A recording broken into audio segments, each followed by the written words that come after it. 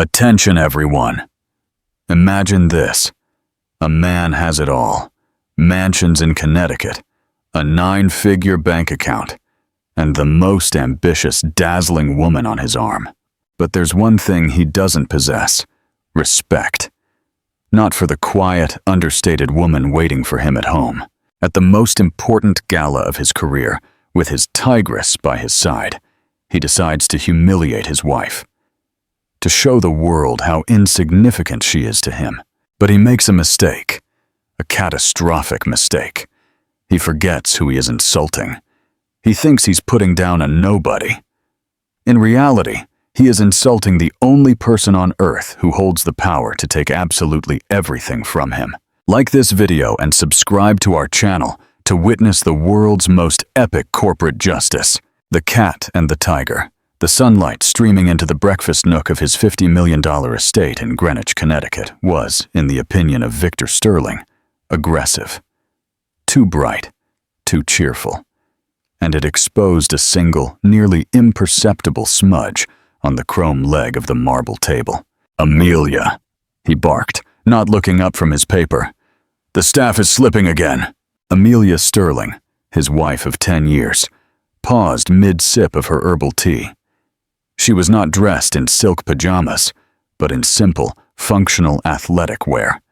Her light brown hair pulled back in a neat bun. She looked like a woman preparing to run errands, not the wife of the man Forbes had recently hailed as the new king of New York real estate. She looked at the smudge. "I'll speak to Maria, Victor.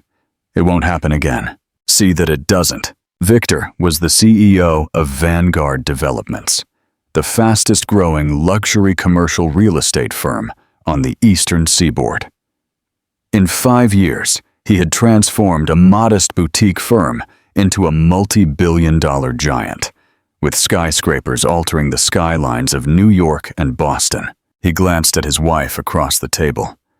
She was fine, pretty in an understated, forgettable way. She kept the household running with almost obsessive efficiency. The parties were perfect, the staff impeccable, smudges aside, and she never, ever bothered him with trivialities. She was high-quality background furniture, perfect for his high-speed life. But God, she was boring. His phone vibrated on the table. The screen lit up. Chloe. A slow smile spread across Victor's face. He picked it up. "Sterling. Richie, darling," a husky voice purred on the other end. "I'm looking at the press note for tonight's gala. You're listed as the keynote speaker.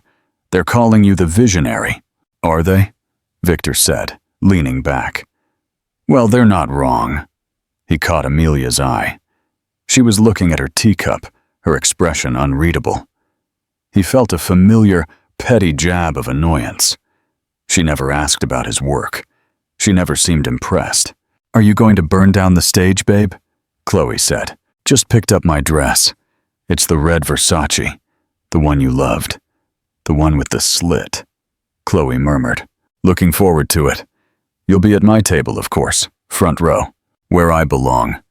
Send me a photo of the dress," he said, and hung up. Amelia quietly placed her cup on the saucer. "Was that Chloe? Your assistant?" "Executive assistant," Victor corrected her automatically. "And yes, she is finalizing details for the Vanguard Gala tonight. It's the biggest night in Vanguard's history. We're honoring our top partners." "I know. I have my dress ready," Victor sighed. "Amelia, about that. I need you to just blend in tonight. It's a business event. There will be a lot of high-level players. I need to focus on networking. I'll have Chloe with me to handle introductions and manage my schedule." Amelia's gaze finally lifted. Her eyes were a very clear, very pale gray. "You mean you want me to sit quietly and not embarrass you?" Victor bristled. I don't want you to be a distraction. You know how you are. Quiet. People think it's rude. Chloe understands the energy of these events. She's a tigress like me." "A tigress," Amelia repeated. The word was without inflection. "I see. And what am I?"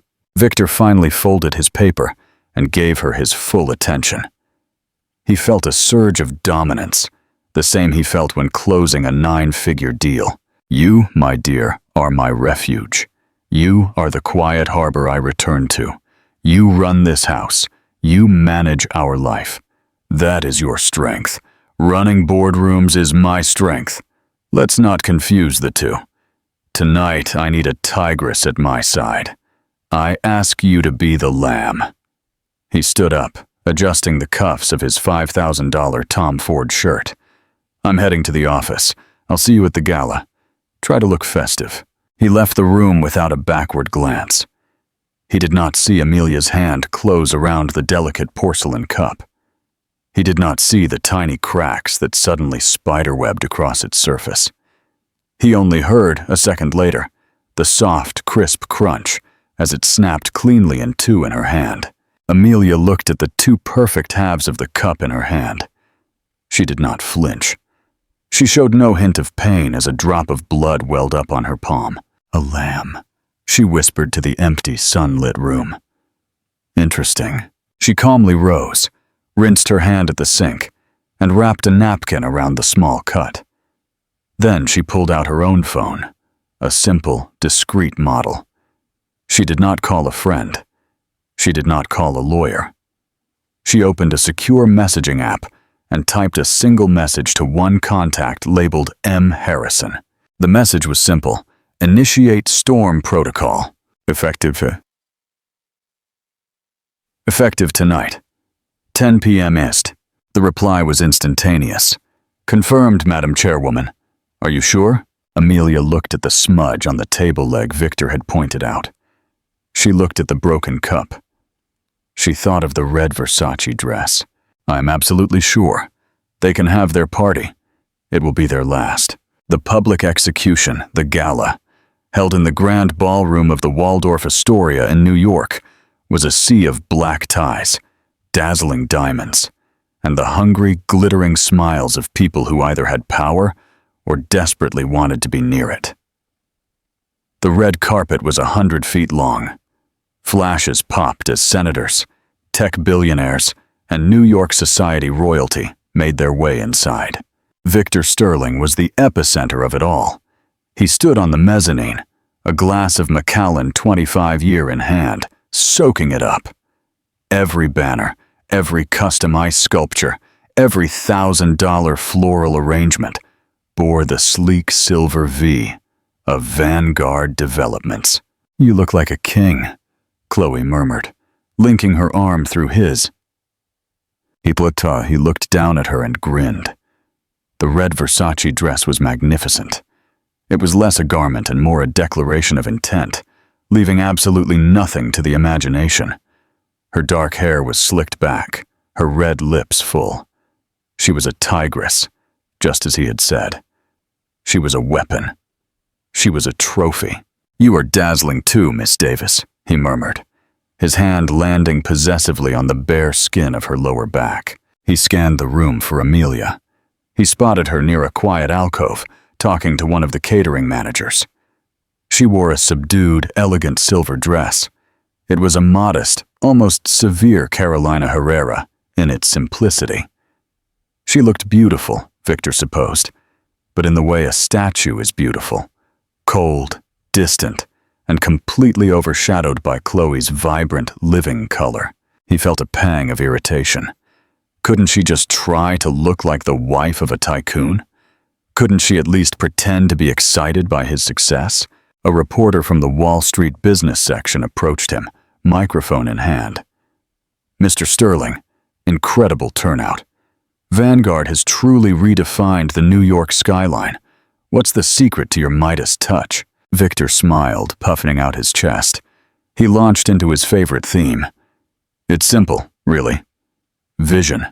Audacity. Not being afraid to break things to build something better.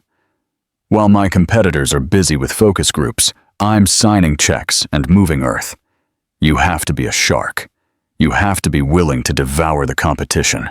"And you certainly have," the reporter said. "The new Asca Tower is a marvel, but a project of that scale. There are rumors you have some very powerful, very quiet backers. The parent company, Ethelred Holdings, is famously reserved. Can you tell us anything about them? Victor's smile tightened slightly. Ethelred was his one frustration. They were the money, the deep, endless well of capital that funded his vision. He had never met the board. All his dealings were through an intermediary, a stiff British lawyer named Marcus Harrison. They approved every proposal, wired every dollar, but remained annoyingly anonymous. Ethelred knows a good investment, Victor said smoothly. They provide the fuel, I provide the engine.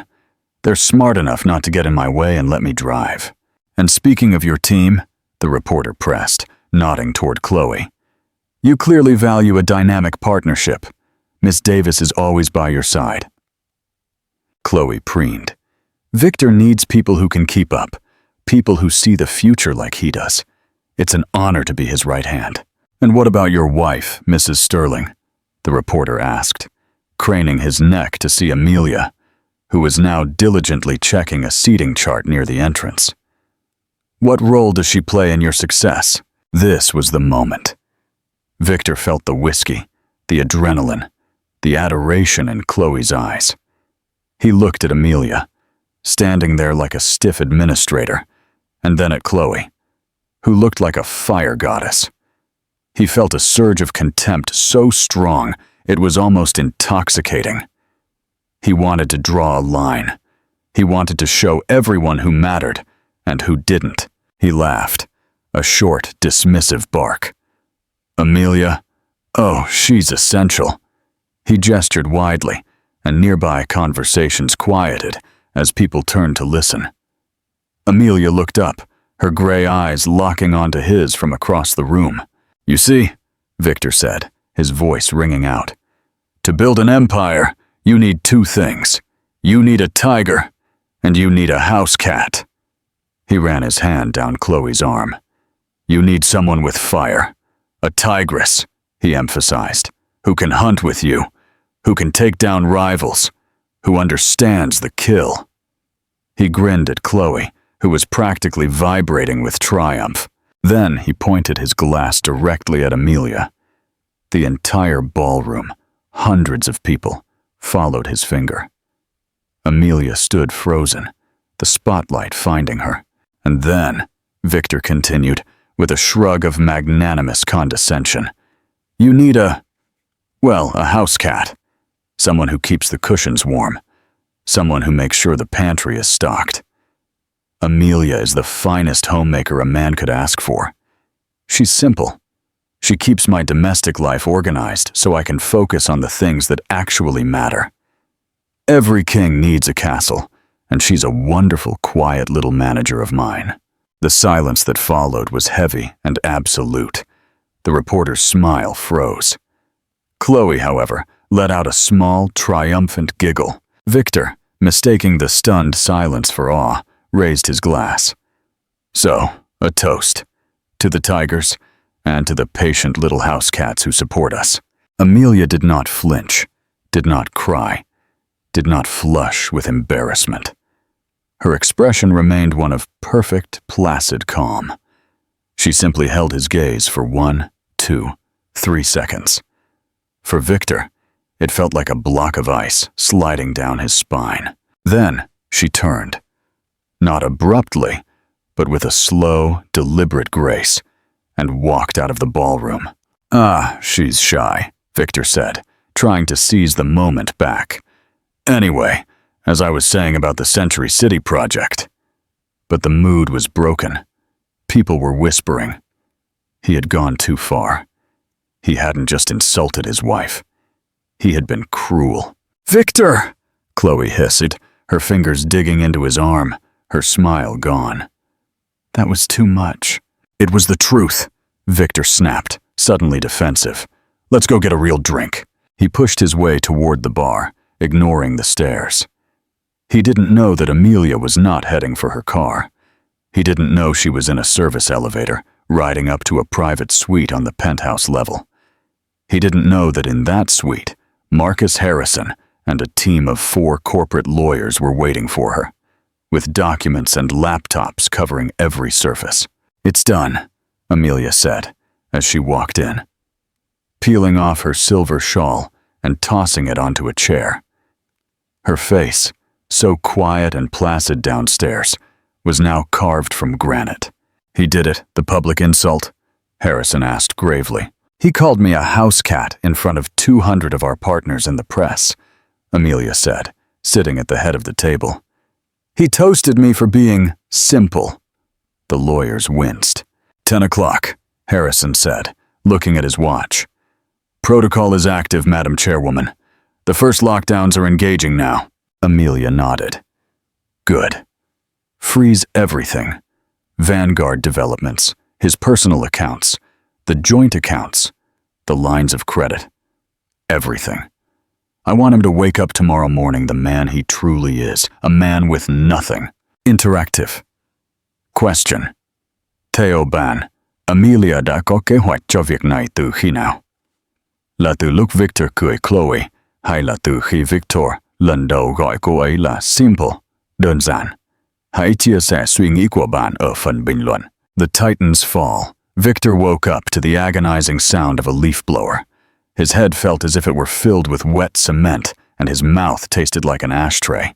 He fumbled for his phone, groaning. It was 9:30 a.m. He had stumbled home drunk and belligerent, celebrating his triumph with Chloe. Amelia's car was gone, and her side of the bed was untouched. Good. He wasn't in the mood for her silent judgment. He checked his phone. 17 missed calls from his CFO, David Chan. 3 from his head of construction.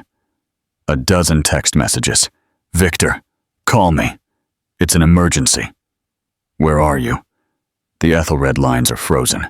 Our main accounts are blocked. I can't make payroll."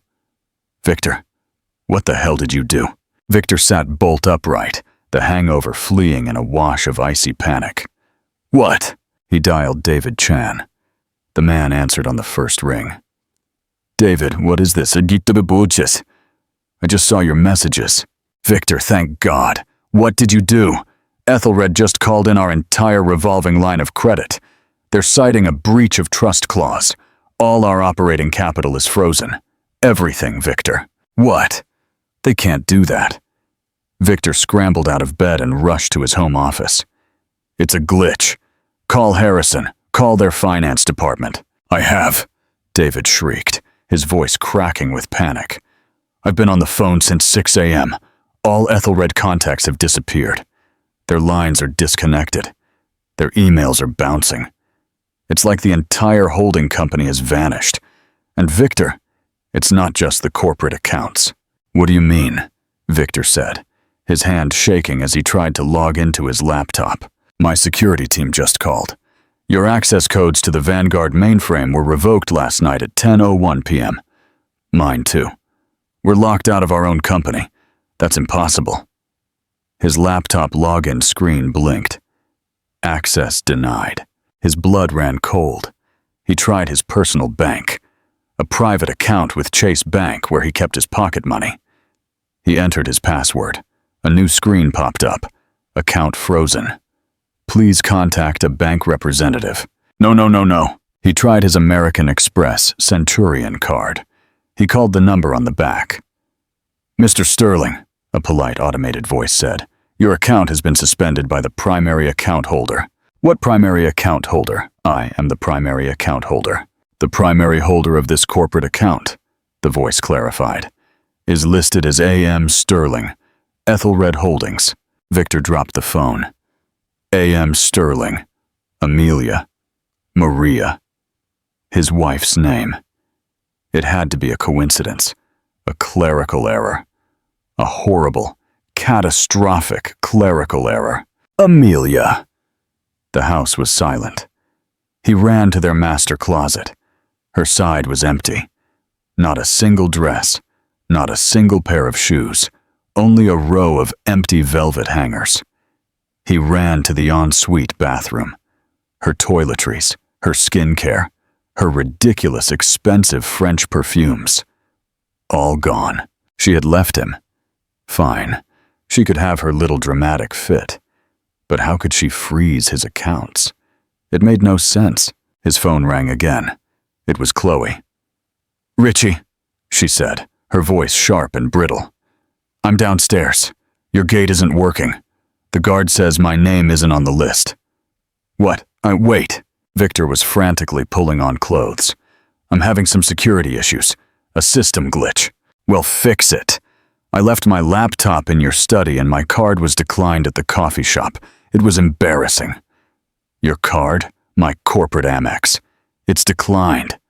What is going on, Victor?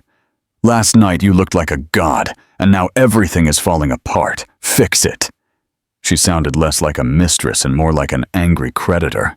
"I'm on it. I'm driving to the office." He rushed to his garage, to his Aston Martin DB11. He pointed his remote key. Nothing. The garage door wouldn't open. The car lights wouldn't flash. A small green light on a new security panel he'd never seen before was blinking red. He was trapped in his own house. He ran to the front door just as a black car pulled up to the gate. A man in a simple dark suit stepped out and walked toward the keypad. He didn't use a code. He used a key. The massive iron gate swung open. The man, whom Victor didn't recognize, walked calmly up the stone path, carrying a briefcase. He didn't ring the bell. He used another key to open the front door. "Who in God's name are you?" Victor shouted from the top of the stairs. "This is private property. I'm calling the police." "That won't be necessary, Mr. Sterling," the man said, his voice placid. He set his briefcase on the foyer table. "My name is John Campos. I am part of the private security team, hired by the owner of this property." "I am the owner of this property." "No, sir. You are not," the man said simply. "This property, along with the vehicles, art, and furnishings, is owned by a private trust managed by Ethelred Holdings. As of 10:40 p.m. last night, your residency privileges have been revoked." Victor stared, his mind unable to process the words. "A trust?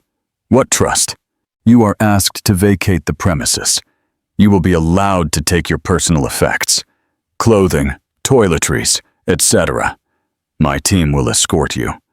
A car will be provided to take you to a hotel of your choice, for which you will need to provide payment." You can't. This is my house. I bought this house." "The purchase, sir, was made by the Ethelred Trust on your behalf," Mr. Campos said, utterly unbothered by Victor's rage. "A courtesy that has now been rescinded." Amelia did this. It's her, isn't it? It's a divorce tactic. It's illegal." "I am not authorized to discuss Mrs. Sterling," the man said. "My instructions are simply to secure the property. You have 1 hour to pack a suitcase." "Or what?" Victor sneered, trying to regain his footing, his bravado. Mr. Campos looked at him, his eyes completely neutral. "Or you will be removed for trespassing, Mr. Sterling. And I assure you, you do not want the press, who are already gathering outside your gate, to get a photo of that." Victor's head swiveled toward the gate. Chloe was gone. In her place were 2 news vans. The first tremor was over. The earthquake had begun. Call to action. Show your support for ultimate justice by hitting the like button. The revelation. The next 48 hours were a descent into bureaucratic hell. Victor, humiliatingly escorted from his own home with a single suitcase, was dropped off at the St. Regis, New York. When he tried to check in, every single one of his personal credit cards was rejected. He was forced to use the last $3,000 in cash in his wallet to secure a room for 2 nights. He sat on the generic king-size bed, his world spinning. This wasn't a divorce tactic. This was an execution. He spent the entire day on the phone. His lawyers, a high-powered team from Skadden, ARPS, were baffled. "Victor, we've reviewed the Vanguard constitutional document," his lead attorney, Ben, said, his voice tinny over the speakerphone. "It's ironclad. You hold no equity stake. All your compensation, your bonus structure, even your property stake. It was all synthetic, tied to performance, and granted by Ethelred. They are the sole shareholder. We have never seen a structure like this. What does that mean? Synthetic? Victor yelled. It means you own nothing. You are a highly paid employee, Victor. An incredibly well-paid one, but an employee nonetheless. And the termination clause, my God, it references a morality and conduct rider that allows Ethelred to terminate for actions that discredit the parent company. What did you do? Victor thought of his toast, of calling his wife a house cat in public. It couldn't be. That was personal. This was business. It's my wife, Victor whispered, the terrible truth finally crystallizing. Amelia. Is it her? Your wife? What does she have to do with Ethelred? We're running a search on her. Amelia Maria Sterling, née Collado. Her parents were low-level software engineers. No personal wealth. No corporate stakes. She's a nobody, Victor. This is coming from Ethelred, not your wife. You don't understand, Victor said, his mind flashing back to the name on the Amex account. A.M. Sterling. It's her. It has to be. He tried calling Chloe. The call went straight to voicemail. He sent her a text. My accounts are frozen. It's a temporary hostile maneuver by my partners. I need a place to stay and some cash. Her reply came 3 hours later. Victor, I can't. My job? My reputation? I was your assistant. I can't be seen with you while this is happening. I'm sorry. I have to look out for myself. The Ethelred lawyers have already contacted me for an exit interview. He threw the phone against the wall. She had been his tigress, and at the first sign of blood in the water, she was gone. The news broke that afternoon. Vanguard CEO Victor Sterling fired. Partner company stocks plummet. Ethelred Holdings cleanse house in stunning move. What happened at the Sterling Gala? His name, his face, was everywhere. He was no longer the visionary. He was a disgrace. David Chen called him one last time. They're liquidating Victor, David said, his voice hollow. They're not replacing you. They're dissolving Vanguard Developments, selling the assets. Everyone is fired. 10,000 jobs lost. The whole damn thing. It was just a house of cards. Victor was drowning. 10,000 jobs. His legacy. His towers.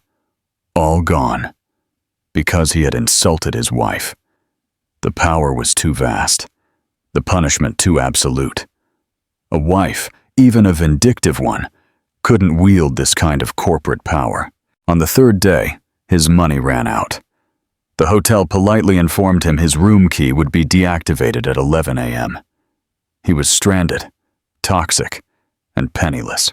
Just as he was trying to figure out if he could sell his $20,000 Patek Philippe watch for cash, an email landed in his inbox. It was the only email that had managed to get through his firewall. The sender, Office of the Chairwoman, Ethelred Holdings. The subject, Mandatory Board Summons. The email body was brief. Mr. Sterling, you are hereby summoned to the executive headquarters of Ethelred Holdings, 1000 Park Avenue, 44th floor, on Friday, October 20th, 10:03 a.m. Sharp. Your presence is required to finalize your termination and discuss potential legal actions. A car will be waiting for you at your hotel. This was it. His chance to fight. He would meet this mysterious board. He would meet the real power behind Ethelred. He would make his case. He would threaten to sue for something. He wasn't going down without a fight. He would find out who this A.M. Sterling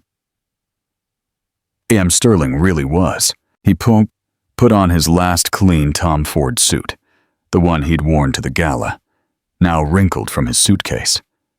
He tried to project the image of the titan he had been just 3 days prior, but looking in the mirror, he saw a desperate, terrified man whose world had been ripped out from under him by an invisible hand. The unveiling. The Ethelred Holdings headquarters occupied the top 3 floors of the most exclusive skyscraper on Park Avenue, one of the few on the skyline Victor hadn't built. The lobby was a cathedral of black marble and smoked glass, silent save for the hiss of the water feature. It was a place of quiet, terrifying, old money. Victor gave his name to the receptionist, who looked at him with open, icy disdain. "Mr. Sterling, they are expecting you." He was escorted to a private elevator. There was no button for the 44th floor. The security guard used a biometric hand scanner, and the elevator began its ascent, fast and silent. The doors opened directly into a reception area. A stern-looking woman ushered him through to a set of massive oak doors. "They are waiting." Victor straightened his suit jacket, took a deep breath, and pushed the doors open. The boardroom was stunning. It was dominated by a single 50-foot slab of polished obsidian table. One entire wall was a floor-to-ceiling window overlooking all of New York, a view that made his old office view look like a keyhole. Seated around the table were a dozen people, men and women, in immaculate dark suits. He recognized them instantly, and his blood ran cold. This was not just a board. This was a pantheon. There was Koji Tanaka, the most feared private equity head in Asia. There was Lady Annabelle Grayson, who ran the EU's largest private asset portfolio. There was General Marcus Phillips, Retrainitos, formerly of the Joint Chiefs of Staff, who now advised the world's biggest defense contractors. And at the far end, standing nervously, was Marcus Harrison, the lawyer he had dismissed as a mere intermediary. These weren't backers. These were the people who owned the backers. These were people who could buy and sell countries before breakfast, and they all stared at him with undisguised contempt. "Mr. Sterling," Marcus Harrison said, his voice clipped. "Thank you for joining us. Please take a seat." He gestured to a single small chair placed in the middle of the room, several feet from the main table. It was the chair of the accused. Victor sat down, his heart slamming against his ribs. "This is a rather impressive collection of talent," Victor stammered. I wasn't aware." "That is precisely the problem, Victor," Lady Grayson said, her British accent cutting the air. "You weren't aware of a great deal." "I demand to know what is happening," Victor said, trying to regain his old bravado. "I have been ruined. My company has been destroyed." "For what? For a joke?" "For this is grossly unprofessional. It is tortious interference." "Unprofessional," Koji Tanaka repeated, his voice silky soft. "A man who publicly compares his life partner to livestock, lecturing us on professionalism. A bold strategy." This is over, Amelia," Victor said in disbelief. "You are liquidating a $10 billion portfolio over a domestic dispute?" "We are liquidating a portfolio because its CEO proved to be a catastrophic liability," General Phillips thundered. "You were given a simple test, Mr. Sterling, a test of character, and you failed it in the most public way imaginable." "What test? Who is in charge here? What are you people to her?" Marcus Harrison looked at the empty, high-backed leather chair at the absolute head of the table. "We are the board of directors. We advise. We manage. But we do not rule. Our job is to execute the vision of our founder and chairwoman." "Then I want to speak to her," Victor demanded. "I want to speak to this A.M. Sterling. Where is she? Hidden away as always?" "That is true," Harrison said. "She has always believed the work should speak for itself. She built this firm from nothing, and her one rule was that her privacy remain absolute. She wanted a quiet life. She trusted us to manage her empire. But," Lady Grayson added, "she also believed in having insurance. She believed in placing her valuable assets in the care of someone she could implicitly trust, someone who, by their very nature, would be underestimated." "What are you talking about?" Victor whispered, a nascent, sickening horror rising in his throat. "She is not hiding, Mr. Sterling," Harrison said, his eyes moving toward the main boardroom doors. "She was merely running late. She had to finalize the liquidation of your empire. The massive oak doors." Victor turned. Amelia walked in, but this was not the Amelia he knew. This was not the quiet, mousy woman in yoga pants. This was not the house cat. She was wearing an impeccable Armani charcoal suit, so sharp it looked like it could cut glass. Her hair, usually pulled back in a simple ponytail, was coiled in a severe, intricate bun. Her simple gray eyes were now the color of a winter storm, and they were fixed on him with a heart-stopping intensity. She carried a leather portfolio and was flanked by 2 lawyers he recognized from the firm of Wachtell Lipton, the most ruthless M&A litigators on the planet. She did not look at Victor. She walked with a silent, terrifying authority to the head of the table. The entire legendary board rose to its feet as she approached. She took her seat in the empty chairwoman's chair. Marcus Harrison pulled out her seat. "Madam Chairwoman, welcome." "Thank you, Marcus. Please, everyone, be seated," Amelia said. Her voice was the same, but the tone was completely different. It was crisp, commanding, and utterly cold. Victor was paralyzed. He was vibrating. He couldn't form a thought. "Amelia, what? What is this? Geese, a joke? You're one of them? A secretary?" Amelia finally turned her head. She looked at him not as a wife looks at a husband, but as a scientist looks at a failed experiment under a microscope. "Hello, Victor," she said. "Please refrain from speaking, unless spoken to. We have much to get through." She opened her portfolio. "Let the record show," she began, "that on this day, the board meets to ratify the termination with cause of Mr. Victor Sterling, CEO of the now dissolved Vanguard Developments portfolio." Victor finally found his voice. It came out as a choked gasp. You are A.M. Sterling? You?" Amelia looked up, her expression one of mild annoyance. "Yes, Amelia Maria Sterling. I founded Ethelred Holdings 12 years ago. Vanguard Developments was my pet project. And you, Victor, were my biggest disappointment." The silence in the room was absolute.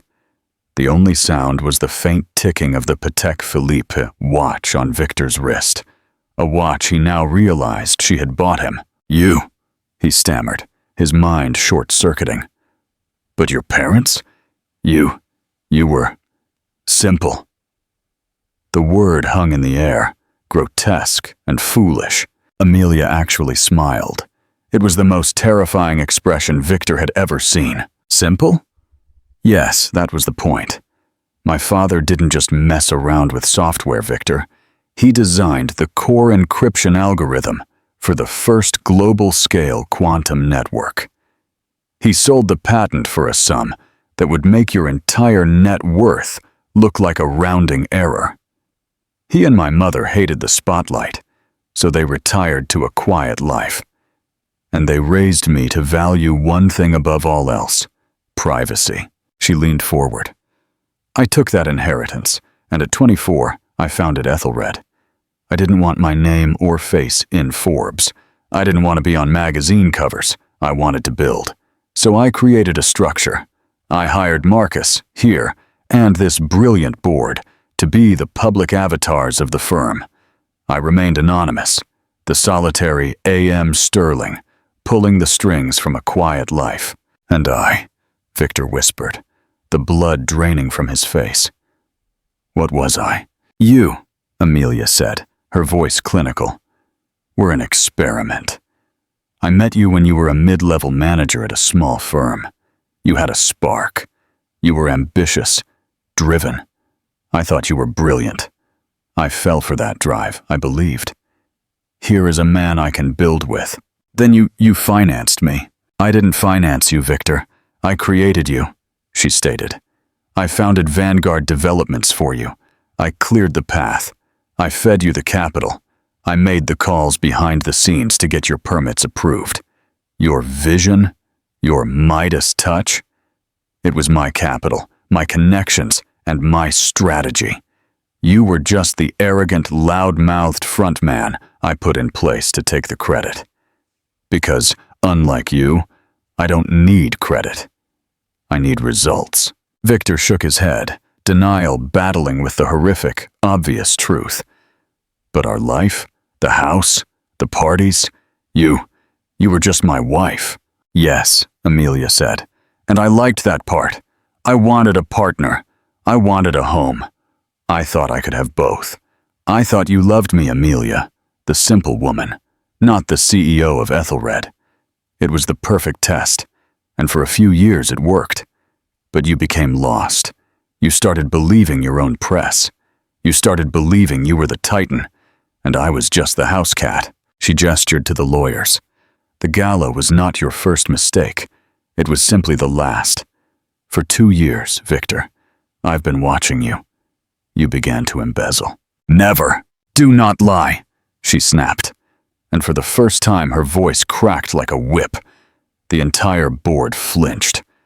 The red Versace dress for Miss Davis, charged to a Vanguard corporate account as client entertainment. The yacht you charter in the Hamptons, rented by a shell company funded through Vanguard's discretionary budget. The 3-carat diamond earrings you bought her for her birthday, classified as partner gifts. You were not just cheating on a wife, Victor. You were stealing from a chairwoman. You were stealing from me. She pushed a thick folder across the table. That is a full forensic audit of your last 24 months. You have defrauded Ethelred Holdings out of approximately €4.2 million, enough to put you in federal prison for a long, long time. Victor stopped breathing. Prison. Amelia, please, he pleaded, his voice breaking. He slid out of the small chair and fell to his knees. Amelia, I'm sorry. I'm so sorry. I didn't know. I was an idiot. I was arrogant. Please don't do this. I love you. I've always loved you. Amelia looked down at the pathetic, broken man kneeling on the marble floor. Her face was completely impassive. No, Victor. You loved the idea of me. You loved having someone quiet to clean up your messes. You loved having a lamb so you could feel like a tiger. The insult? That I could have almost forgiven. People say stupid, cruel things. But you said it in front of my partners. You said it in front of the press.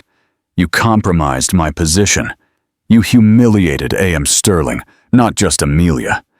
You mistook my privacy for weakness and my silence for stupidity. And in doing so, you proved yourself to be not only a bad husband, but a reckless, terrible CEO. She stood up. The board has voted. Your termination is effective immediately for cause, citing gross misconduct and embezzlement. Ethelred will not press charges. A small sliver of hope ignited in Victor's eyes. On one condition, Amelia continued, her voice dropping to an icy whisper. You will sign this. A lawyer placed a single document in front of him. It is a full confession and a divorce settlement. You will walk away with nothing. Not the house, not the cause, not the art, not a single dollar. You will admit to the fraud, and in exchange for my silence, you will disappear. You will relinquish any and all claims to my assets, Ethelred's assets, and you will sign a permanent global non-disclosure agreement, NDA. If you ever utter my name, or Ethelred's, or connect me to it in any way, the full force of this firm's legal team and the Attorney General's office will come down on you. You will die in prison. Victor's hands were shaking so badly he couldn't hold the pen. You built your entire identity on my money, Victor. Now you get to see what you are worth without it. He looked at her, his eyes swimming with tears. Amelia, please. I am nothing without you. Amelia felt a final, chilling confirmation. I know. Sign the papers. He picked up the pen and scrawled his name, his signature a frantic, desperate streak. Good, Amelia said. She turned to her head of security. Mr. Campos, escort Mr. Sterling from the building.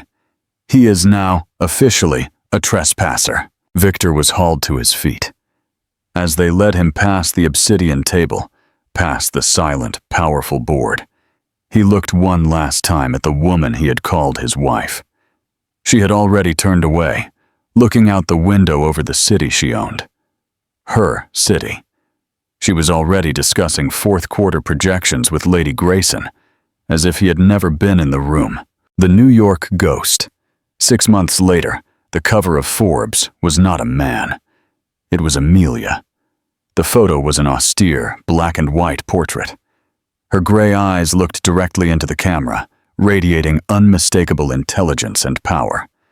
The headline was simple: "The billion-dollar ghost, A.M. Sterling, steps out of the shadows."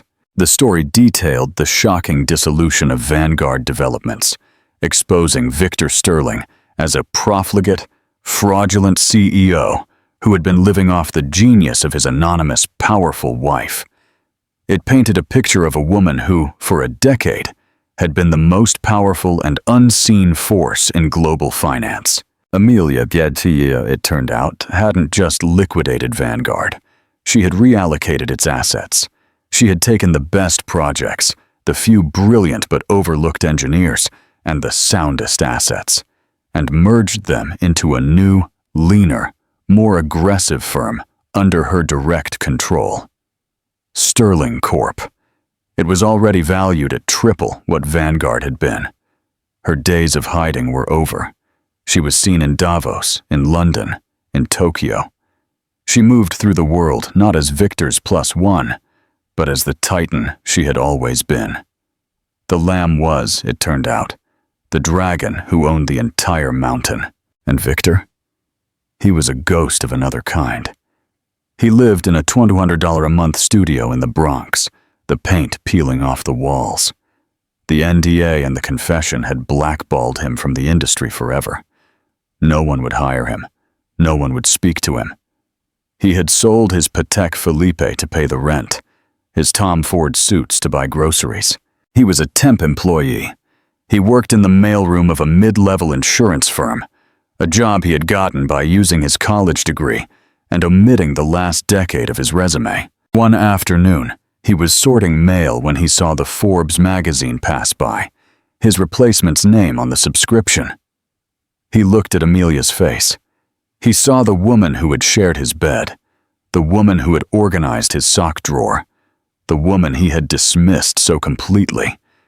He thought of the power, the money, the life.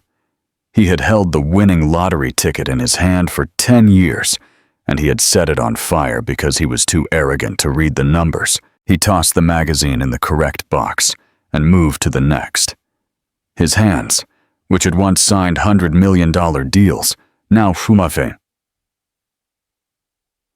Rough and stained with ink, across the city, in the 44th floor boardroom, Amelia Sterling stood by the window. "Madam Chairwoman," her new assistant Sarah said, "the Goldman Sachs team is here to discuss the Sterling Corp IPO. They seem very nervous." Amelia smiled, a real, genuine smile. "Good. Let them be nervous. Send them in." And Sarah, "Yes, ma'am. Please order lunch for the entire team and have them check the air conditioning in the engineering room. Those new quantum servers are running hot, and I want my people to be comfortable." "Right away," Sarah said, scribbling a note. Amelia looked at the city, the half-finished towers that had once been Victor's. Her new firm was already buying them, refitting them, finishing them her way. She had taken his name off every plaque, every building, every letterhead. She had built an empire. She had hidden inside it for protection, and she had been forced to burn it down. But now, from the ashes, she was building a new one. And this time, there would be only one name on the door: her own. The winter in the Bronx was a grim affair of cold, persistent rain. Victor Sterling stood under the awning of a bus stop, sipping lukewarm coffee. The thin jacket he'd bought at a thrift store barely kept out the cold. His mailroom shift was over, and he was just trying to muster the energy to take the bus back to his peeling studio apartment. A car pulled to the curb in front of him, its engine a low, purring growl that was alien to this neighborhood. It was a black Maybach, polished to a mirror shine. A chauffeur rushed to open the back door with a large black umbrella. A leg emerged, then a figure. It was Amelia. Victor's heart stopped. He physically recoiled, pressing himself against the dirty plexiglass of the bus stop. She was here, in his humble neighborhood, She wore a cream wool coat that likely cost more than his entire annual salary. She looked sharp, focused, and utterly out of place. "The acquisition is final, Sarah," Amelia's voice, crisp and cutting through the rain, said to her assistant. "I want the new server integration to begin Monday. This AI algorithm is the final piece for Sterling's core logistics network." Victor's blood ran cold. This building, the one he passed every day. She had bought it. She was here, on his street, expanding her empire into the last place he had felt safe from her memory. He must have made a sound, a gasp, a choked curse, because her head turned. Her eyes, clear and gray like the rainy sky, swept over the bus stop. They passed over him. Then they came back, their gazes locking across the 20 feet of wet pavement. Victor froze. He saw everything in that second. The man he was, the man he had become. The cheap coffee, the frayed cuffs, the hollow look in his own eyes. Amelia looked at him. There was no recognition. There was no hatred. There was no pity. There was no triumph. There was nothing. It was the look a person gives a stranger they've accidentally made eye contact with on a train. It was a brief, impersonal flicker of acknowledgement that another human being was occupying space, followed by an immediate and total dismissal. In that single, empty gaze, Victor Sterling was not her ex-husband. He was not the man who betrayed her. He was not even the man she destroyed. He was just a random, shivering man at a bus stop. She turned back to her assistant, as if he had never existed. "Let's go. We're late for the Tokyo board call." She and Sarah walked into the building. The chauffeur closed the door behind them. Victor stood alone under the rain, his whole body trembling. The humiliation at the gala, the firing, the eviction. None of it compared to this. Being looked at with such complete, crushing indifference. He was so far beneath her, he wasn't even worthy of being an enemy. He was simply irrelevant. His coffee cup crumpled in his hand. The bus pulled up, its brakes hissing. He didn't get on. He stood there, staring at the empty curb where the Maybach had been, soaking in the cold, hard rain. Final thoughts and call to action. And that is the end of our story, everyone. A brutal lesson in why you should never, ever confuse kindness with weakness or privacy with lack of power. Victor thought he was the shark in the pond, but he was just a goldfish swimming in her ocean. She gave him the world, and he insulted her in it. So she did the only thing she could. She took it all back. Was Amelia's ultimate revenge too harsh? Or did Victor get exactly what he deserved? Let me know your thoughts in the comments section below. If you love stories of justice, dramatic twists, and powerful characters who get the last word, then you've come to the right place. Click the like button if you enjoyed this story, and share it with someone else who loves a good dose of drama. Most importantly, make sure you subscribe to the channel and hit that notification bell. We release new, gripping stories like this every week, and you don't want to miss what's coming next. Thanks for listening.